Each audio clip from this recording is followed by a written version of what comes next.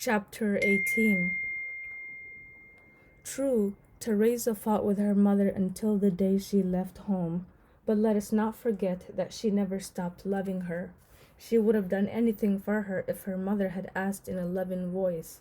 The only reason she found the strength to leave was that she never heard that voice.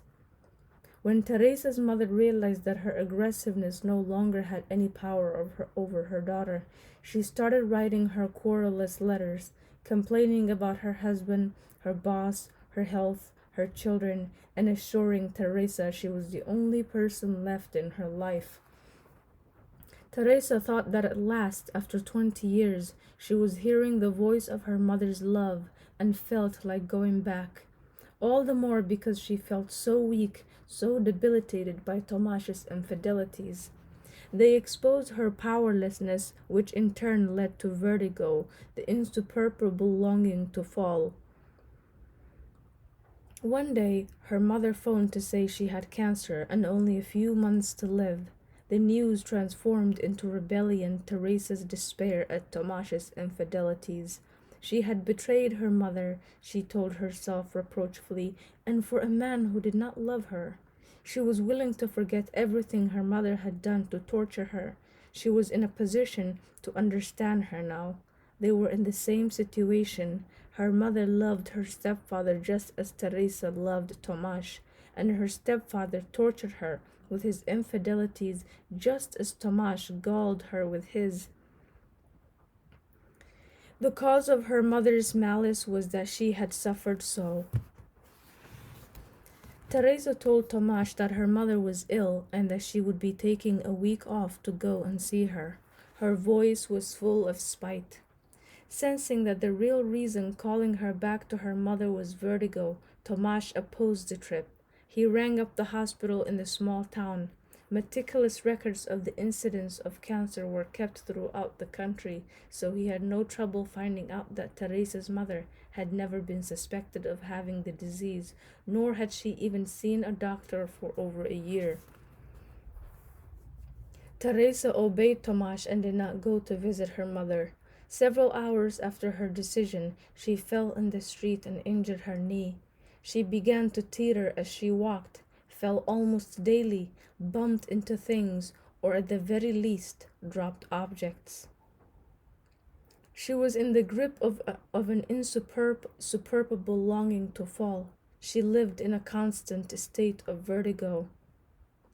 Pick me up is the message of a person who keeps falling. Tomasz kept picking her up patiently. 19. I want to make love to you in my studio. It will be like a stage surrounded by people.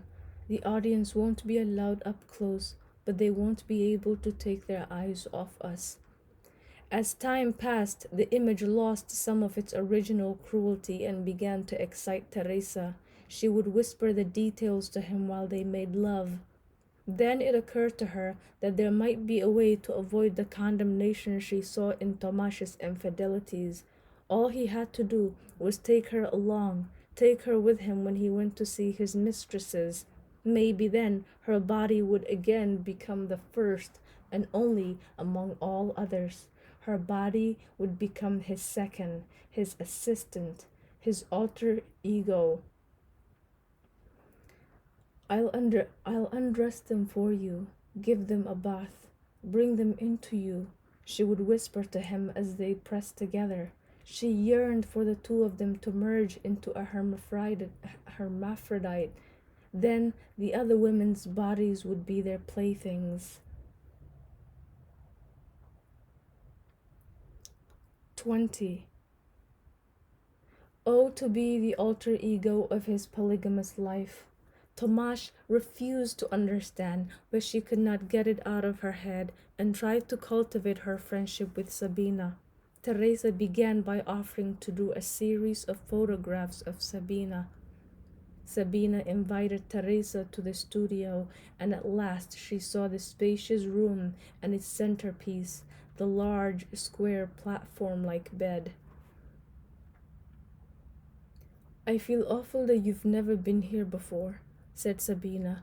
as she showed her the pictures leaning against the wall. She even pulled out an old canvas of steelworks under construction, which she had done during her school days, a period when the strictest realism had been required of all students.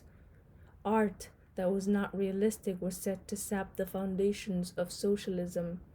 In the spirit of the wager of the times, she had tried to be stricter than her teachers and had painted in a style concealing the brush strokes and closely resembling color photography.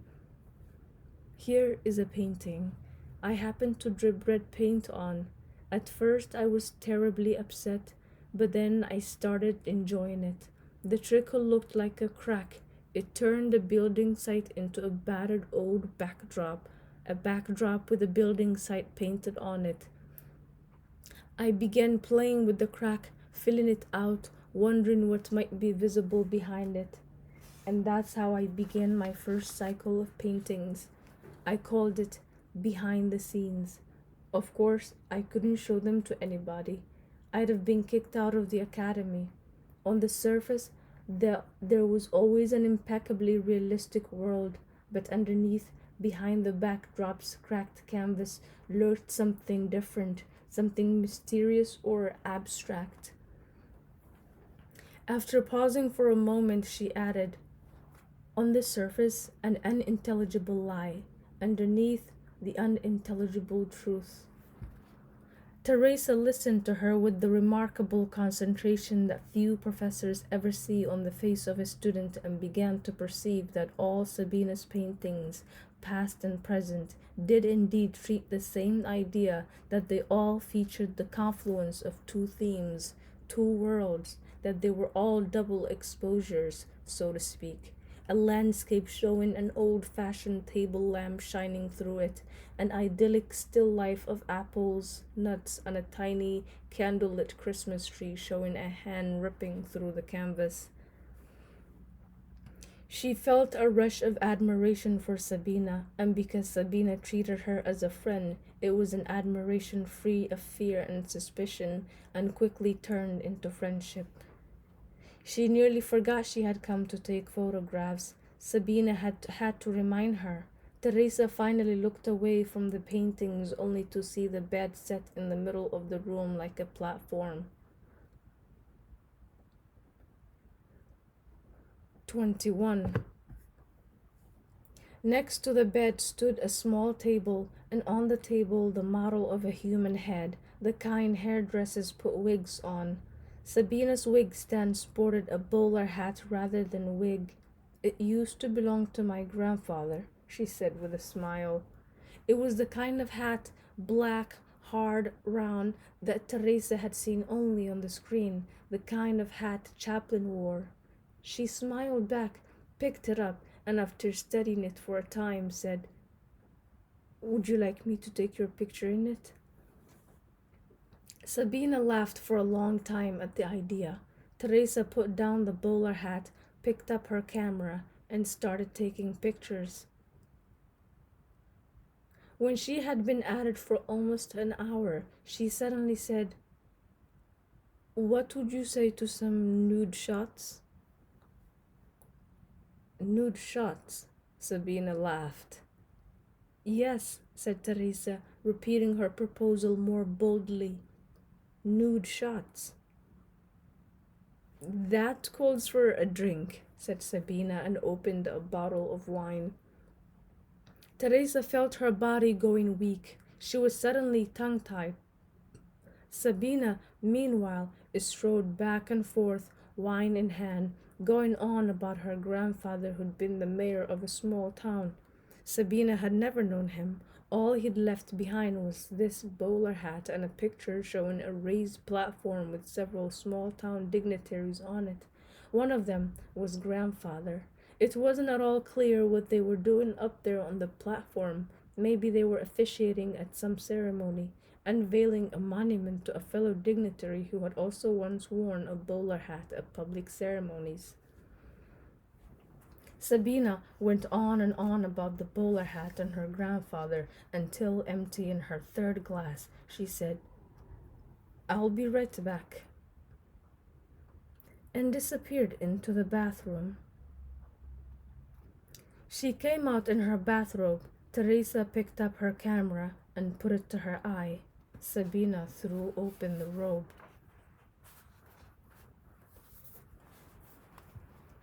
22. The camera served Teresa as both a mechanical eye through which to observe Tomash's mistress and a veil by which to conceal her face from her. It took Sabina some time before she could bring herself to slip out of the robe entirely. The situation she found herself in was proving a bit more difficult than she had expected. After several minutes of posing, she went up to Teresa and said, "Now it's my turn to take your picture. Strip." Sabina had heard the command, "strip," so many times from Tomash that it was engraved in her memory. Thus, Tomash's mistress had just given Tomash's command to Tomash's wife. The two women were joined by some magic word. That was Tomash's way of unexpectedly turning an innocent conversation with a woman into an erotic situation. Instead of smoking, flattering, pleading, he would issue a command. Issue it abruptly, unexpectedly, softly yet firmly and authoritatively, and at a distance. At such moments he never touched the woman when he was addressing. He often used it on Teresa as well, and even though he said it softly, even though he whispered it, it was a command, and obeying never failed to arouse her. Hearing the word now made her desire to obey even stronger, because doing a stranger's bidding is a special madness, a madness all the more heady in this case because the command came not from a man, but from a woman. Sabina took the camera from her, and Teresa took off her clothes. There she stood before Sabina, naked and disarmed, literally disarmed, deprived of the apparatus she had been using to cover her face and aim at Sabina like a weapon. She was completely at the mercy of Tomash's mistress. This beautiful submission intoxicated Teresa. She wished that the moments she stood naked opposite Sabina would never end. I think that Sabina too felt the strange enchantment of the situation, her lover's wife standing oddly compliant and timorous before her. But after clicking the shutter 2 or 3 times, almost frightened by the enchantment and eager to dispel it, she burst into loud laughter. Teresa followed suit, and the two of them got dressed.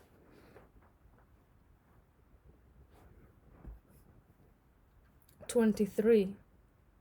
All previous crimes of the Russian Empire had been committed under the cover of a discreet shadow. The deportation of 1 million Lithuanians, the murder of hundreds of thousands of Poles, the liquidation of the Crimean Tatars remain in our memory, but no photographic documentation exists. Sooner or later they will therefore be proclaimed as fabrications. Not so the 1968 invasion of Czechoslovakia, of which both stills and motion pictures are stored in archives throughout the world. Czech photographers and cameramen were acutely aware that they were the ones who could best do the thing left to do: preserve the face of violence for the distant future. 7 days in a row, Teresa roamed the streets, photographing Russian soldiers and officers in compromising situations. The Russians did not know what to do. They had been carefully briefed about how to behave if someone fired at them or threw stones, but they had received no directives about what to do when someone aimed a lens. So she shot roll after roll and gave about half of them undeveloped to foreign journalists. The borders were still open and reporters passing through were grateful for any kind of document. Many of her photographs turned up in the Western press. They were pictures of tanks, of threatening fists, of houses destroyed, of corpses covered with blood-stained red and white blue check flags, of young men on motorcycles racing full speed around the tanks and waving check flags on long staffs, of young girls in unbelievably short skirts provoking the miserable sexually famished Russian soldiers by kissing random passers-by before their eyes. As I have said, the Russian invasion was not only a tragedy, it was a carnival of hate filled with a curious and no longer explicable euphoria. 24. She took some 50 prints with her to Switzerland, prints she had made herself with all the care and skill she could muster. She offered them to a high circulation illustrated magazine. The editor gave her a kind reception. All Czechs wore the halo of their misfortune, and the good Swiss were touched. He offered her a seat, looked through the prints, praised them, and explained that because a certain time had elapsed since the events, they hadn't the slightest chance. Not that they aren't very beautiful, of being published. But it's not over yet in Prague, she protested and tried to explain to him in her bad German that at this very moment, even with the country occupied, with everything against them, workers' councils were forming in the factories, the students were going out on strike demanding the departure of the Russians, and the whole country was saying aloud what it thought. That's what's so unbelievable, and nobody here cares anymore. The editor was glad when an energetic woman came into the office and interrupted the conversation. The woman handed him a folder and said, "Here's the nudist beach article." The editor was delicate enough to fear that a Czech who photographed tanks would find pictures of naked people on a beach frivolous. He laid the folder at the far end of the desk and quickly said to the woman, "How would you like to meet a Czech colleague of yours? She brought me some marvelous pictures." The woman shook Teresa's hand and picked up her photographs. "Have a look at mine in the meantime," she said. Teresa leaned over to the folder and took out the pictures. Almost apologetically, the editor said to Teresa, "Of course they're completely different from your pictures."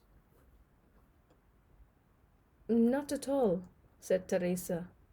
"They are the same." Neither the editor nor the photographer understood her, and even I find it difficult to explain what she had in mind when she compared a nude beach to the Russian invasion. Looking through the pictures, she stopped for a time at one that showed a family of four standing in a circle, a naked mother leaning over her children, her giant tits hanging low like a goat's or cow's, and the husband leaning the same way on the other side, his penis and his scrotum looking very much like an udder in miniature. "You don't like them, do you?" asked the editor. "They are good photographs." "She's shocked by the subject matter," said the woman. "I can tell just by looking at you that you've never set foot on a nude beach." "No," said Teresa. The editor smiled. "You see how easy it is to guess where you're from? The communist countries are awfully puritanical."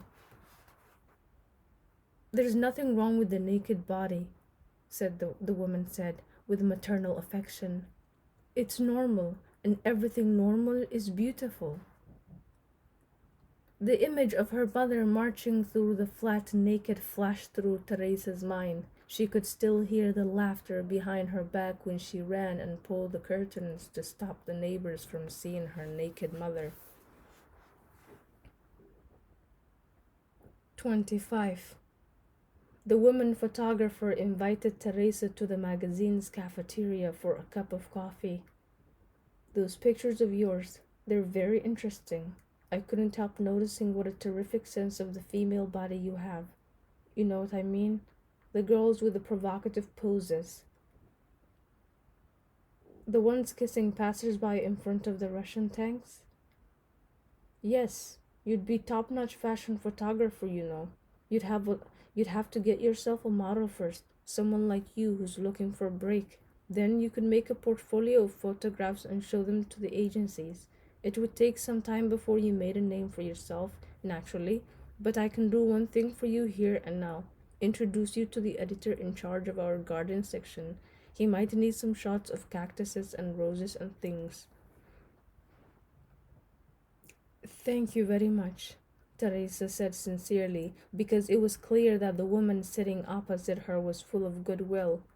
But then she said to herself, why take pictures of cactuses? She had no desire to go through in Zurich what she'd been through in Prague. Battles over job and career, over every picture published. She had never been ambitious out of vanity. All she had ever wanted was to escape from her mother's world. Yes, she saw it with absolute clarity. No matter how enthusiastic she was about taking pictures, she could just as easily have turned her enthusiasm to any other endeavor. Photography was nothing but a way of getting at something higher and living beside Tomasz. She said, my husband is a doctor. He can support me. I don't need to take pictures. The woman photographer replied, I don't see how you can give it up after the beautiful work you've done. Yes, the pictures of the invasion were something else again. She had not done them for Tomasz. She had done them out of passion, but not passion for photography. She had done them out of passionate hatred. The situation would never recur, and these photographs, which she had made out of passion, were the ones nobody wanted because they were out of date. Only cactuses had perennial appeal, and cactuses were of no interest to her. She said, you are too kind, really, but I'd rather stay at home. I don't need a job. The woman said, but will you be fulfilled sitting at home? Teresa said, more fulfilled than by taking pictures of cactuses. The woman said, even if you take pictures of cactuses, you're leading your life. If you only live for your husband, you have no life of your own. All of a sudden, Teresa felt annoyed. My husband is my life, not cactuses. The woman photographer responded in kind. You mean you think of yourself as happy? Teresa, still annoyed, said, of course I'm happy. The woman said, the only kind of woman who can say that is very...